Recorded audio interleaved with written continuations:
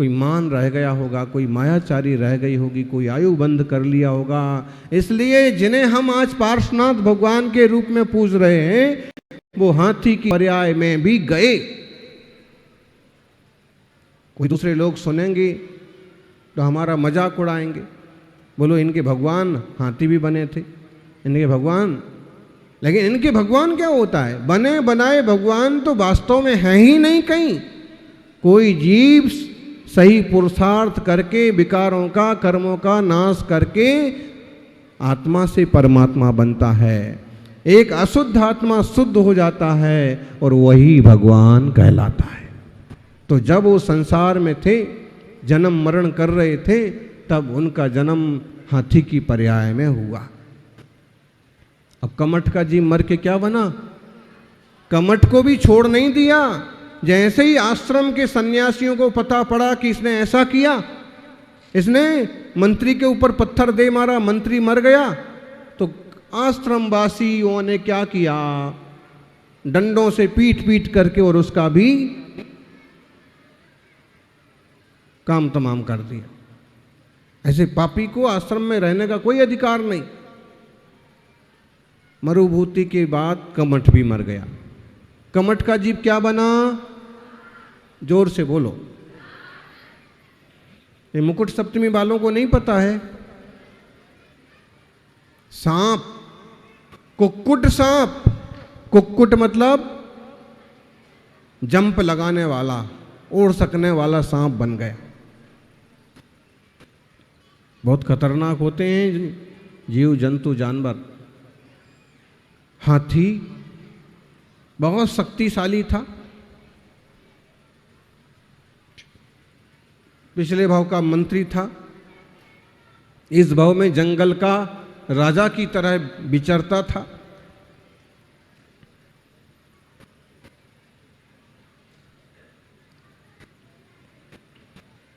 जब इन दोनों की कहानी अरविंद महाराज को मालूम पड़ी कि दोनों में ऐसा ऐसा हुआ और दोनों मर चुके हैं, तो उन्हें बहुत वैराग्य हुआ कि संसार कैसा खतरनाक है।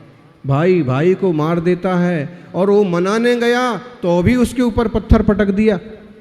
उन्हें बहुत ही ज़्यादा वैराग्य भाव आया और वो मुनि पर्याय को प्राप्त हो गए। राज छोड़ करके मुनिराज का स्वरूप स्वीकार किया। उसी जंगल में वो तप करने पहुंच गए। योग संयोग की बात कि सम्मेद शिखर यात्रा का संघ जा रहा था। सम्मेद शिखर यात्रा का संघ जा रहा था। संघ में बड़े बड़े सेठ भी थे, धर्मात्मा थे। सबों ने निवेदन किया मुनिराज से, आप भी सम्मेद शिखर जी हमारे साथ चलो। एक बात ध्यान रखना, संघ मुनिराजों के होते हैं लेकिन श्रावकों के भी होते हैं, और श्रावकों के संघ में मुनिराजों को भी दूर दूर की यात्रा करने के लिए ले जाते हैं आग्रह करके। तो जो गाड़ी घोड़े इकट्ठे हो जाते हैं ना, ये कभी मुनियों के नहीं होना चाहिए, ये तो श्रावकों के ही होते हैं और वही व्यवहार करते हैं, कराते हैं। हुआ क्या? सम्मेद शिखर की भावना से अरविंद मुनिराज भी शामिल हो गए। ठीक है, सबने कहा कि आपके प्रवचन का हमको लाभ मिलेगा, मुनि की वैयावृत्ति का हमको लाभ मिलेगा, और मुनिराज ने सोचा अपनी सम्मेद शिखर की यात्रा भी हो जाएगी। उसी जंगल में वो हाथी ने जब इतना बड़ा लवाजमा देखा, इतना बड़ा जुलूस देखा, तो भड़क गया। सड़क पर सांड जो है भड़क जाते कि नहीं? किशनगढ़ में भी सांडों की कोई कमी नहीं है। कोई चुपचाप रहे आते हैं और कोई भड़क जाते हैं। बुद्धिमान इसी में है कि वो भड़के तो उसके पहले ही थोड़ा दूर से निकल जाओ। लेकिन जंगल में कहाँ जाते हो? जंगल तो पूरा जंगल था। हाथी ने चिंगाड़ा और इसका रथ तोड़ा, उसकी गाड़ी तोड़ी, इसका हाथ तोड़ा, उसका पैर तोड़ा। अरविंद मुनिराज ने देखा कि हाथी ऐसा आक्रोश में चला आ रहा है। वो एकदम एक वृक्ष के नीचे खड़े हो गए। कितनों को कुचलने के बाद हाथी मुनिराज के सम्मुख पहुंचा और ऐसे आक्रोश में था कि सूंड में पकड़ करके फंसा करके न फेंक दें। लेकिन मुनिराज एकदम अभय की मुद्रा में बहुत शांति से उन्होंने मुस्कुरा करके उसकी तरफ देखा। एक निर्भय तपस्वी को देख करके हाथी के मन में भी कुछ पैदा हुआ भाव। जानवर है, कहते हैं सारे जानवरों में सबसे ज्यादा बुद्धिमान कौन होता है? हाथी। सभी बुद्धिमान होते हैं, चेतना सब में होती है, समझ सब में होती है, लेकिन हाथी ज्यादा संवेदनशील होता है। उसने देखा कि ऐसा क्या हो रहा है, ये कौन है जो ऐसे खड़े हो गए। उसने जोर से चिंगाड़ा, लेकिन मुनिराज नहीं हटे। जब उसकी नजर मुनि की छाती पर पड़ी तो उसने पहचाना, जैसा इनकी छाती पर चिन्ह है ऐसा चिन्ह हमारे राजा अरविंद की छाती पर था। हाथी को पिछला जन्म याद आ गया।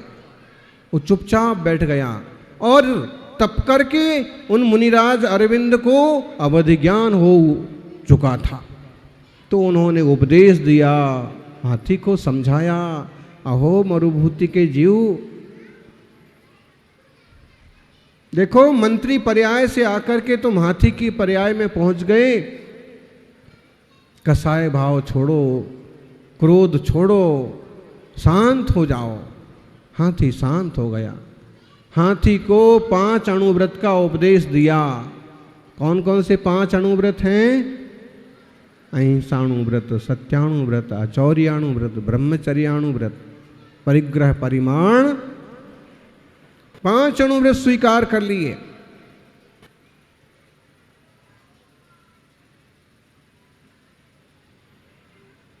पंचाणुव्रत निधयो। पंचाणुव्रत तो निधि के समान है। सौभाग्यशालियों, अणुव्रत जरूर स्वीकार करो। उसमें कुछ नहीं करना है, सिर्फ अणुव्रत स्वीकार करके अपनी आकांक्षाओं को सीमित करना। मुनिराज ऐसा मंगलमय उपदेश दिया, आंखों से आंसू झर पड़े। मुनिराज ने जो संबोधित किया तो हाथी की आंखों से आंसू आ गए। हो, ये हमारे उपकारी राजा अरविंद मुनिराज बन गए हैं और आज इस भाव में भी हमें समझाने के लिए सावधान है। हम किस मुगालते में, हम क्यों भूले हुए हैं। पर्याय बदल जाएगी, सबका सब एक तरफ धरा रह जाएगा।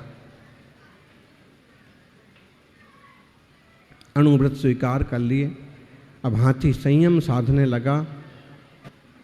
छना हुआ पानी पीता, बिलोया हुआ पानी पीता, सूखे पत्ते खाता। व्रत पालना है तो त्रियंच पर्याय में भी पाल लेता है।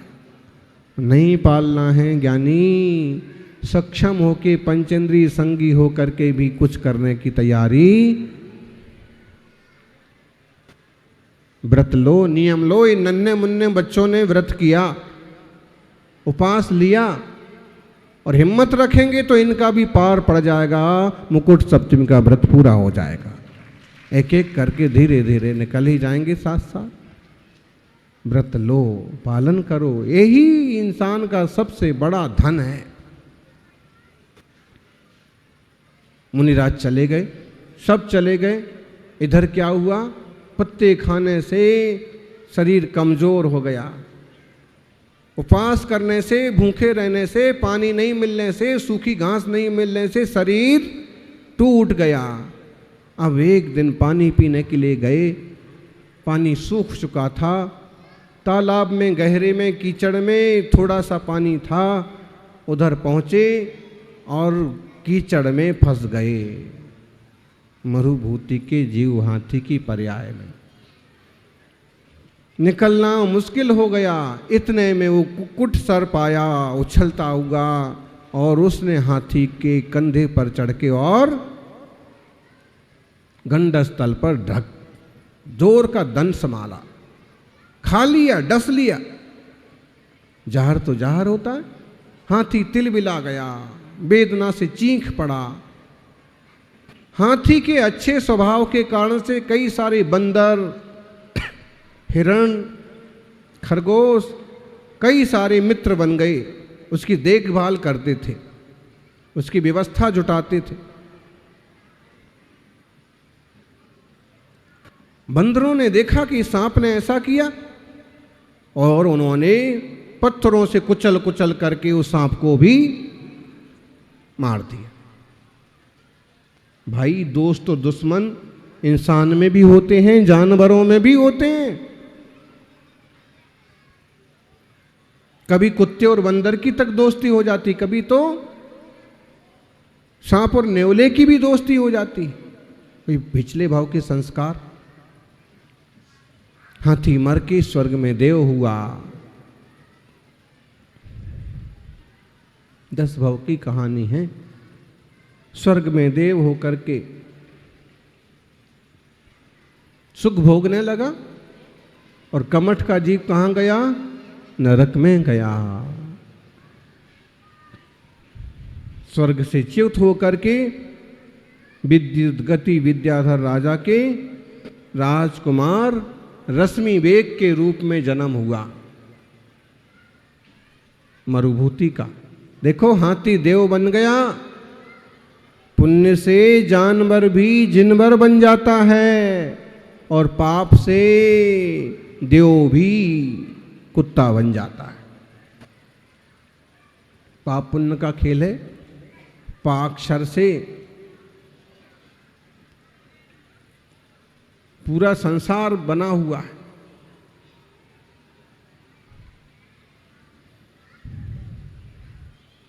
कमठ नरक से निकल के सांप बना।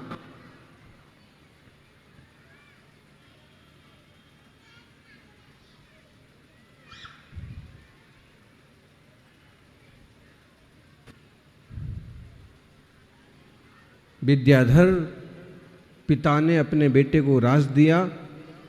राज करके वैराग्य का निमित्त बना और मुनि बन गए। रश्मि वेग मुनि बन गए। मुनि पर्याय बहुत ज़्यादा कीमती, बहुत पूज्यनीय और धरती का सर्वश्रेष्ठ पद है। जिसको मिले वो सौभाग्यशाली और जो उनकी शरण में आ जाए वो भी सौभाग्यशाली। मुनिराज बन गए। मुनि पद में तपस्या करने लगे और वो अजगर जो बना था उसने आके मुनिराज को पूरा का पूरा, आज भी अजगर बड़े बड़े होते हैं। हाँ, आप लोग कभी सुनते हो कि पूरे के पूरे कुत्ते को अजगर निगल गया। तो मुनिराज ध्यान में बैठे थे, मुनिराज को निगल गए और मुनिराज ध्यान में बैठे रहे। धन्य है। ऐसी वीतरागता दुनिया में और कहीं नहीं मिलेगी। मुनि होते हैं जो उपसर्ग विजय जीतते हैं, परिचय जीतते हैं, दृढ़ रहते हैं।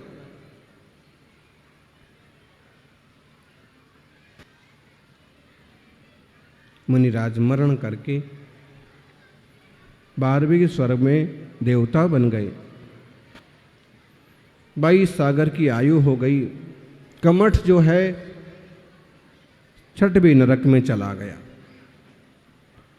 आयु तो कितनी बड़ी हो, पूरी होती ही होती है कहीं ना कहीं, कभी ना कभी। वज्र जैसे कष्ट भोगने लगा वहां, और यहां अपार पुण्य का वैभव भोगने लगा मरुभूति का जीव।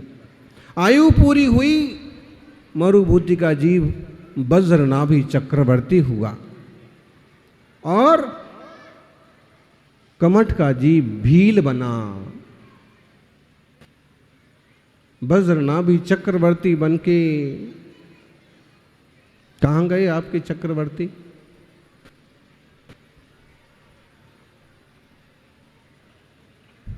दुनिया में एक से एक बड़े दिग्गज हो गए। पार्श्वनाथ का जीव चक्रवर्ती भी बना।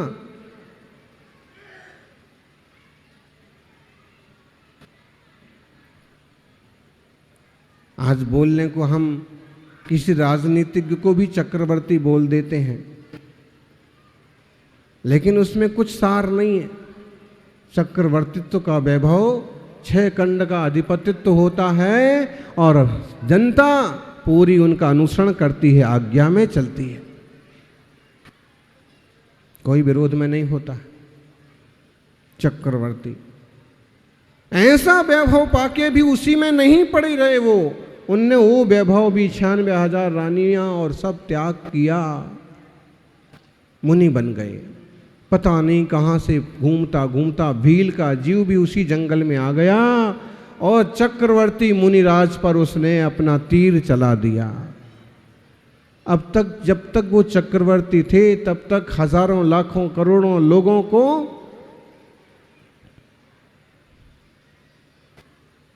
चुटकियों में परास्त कर देते थे। अब जब मुनि बन गए तो एक जरा सा भील आकर के और उनको बाण चला करके, बाण विष बुझे बाण से मुनिराज का देह विसर्जन हो गया। लेकिन परम समाधि की दशा का अनुभव करते हुए और उन्होंने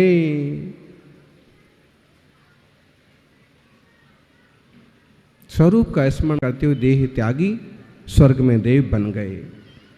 इधर भील भी मरा, 7वें नरक चला गया। ग्रीवियक में ये गए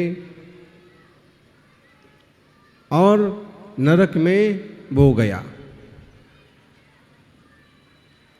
ग्रीवियक से च्युत होकर के राजा अरविंद की पर्याय हुई और उस अरविंद राजा आनंद राजा की पर्याय में उन्होंने तीर्थंकर प्रकृति का आश्रय बंध किया।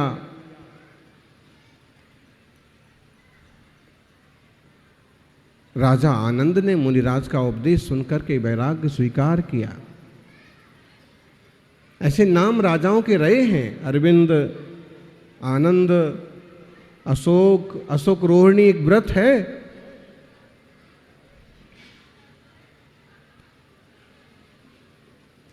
आनंद राजा ने मुनिराज के चरणों में दीक्षा स्वीकार की, तप किया और तप करते करते ही वो जो भील मर के नरक गया था ना, वो वहाँ से निकल करके भयंकर शेर हुआ और उसने ध्यान करते हुए आनंद मुनिराज को भक्षण कर लिया, खा लिया।